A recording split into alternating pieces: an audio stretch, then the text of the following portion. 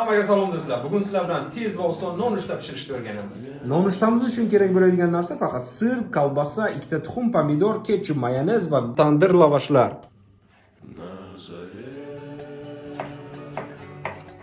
Nachinkamiz tayyor. Endi navbat lavashga. Lavashimizni tekis riyat qilib bo'lib olamiz.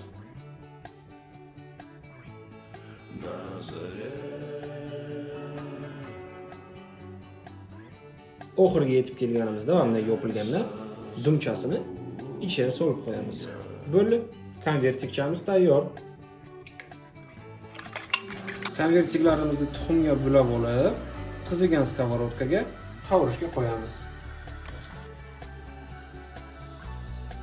Ta'miga gap yo'q. Albatta pishirib ko'ringlar. Mazza. Oshpasan.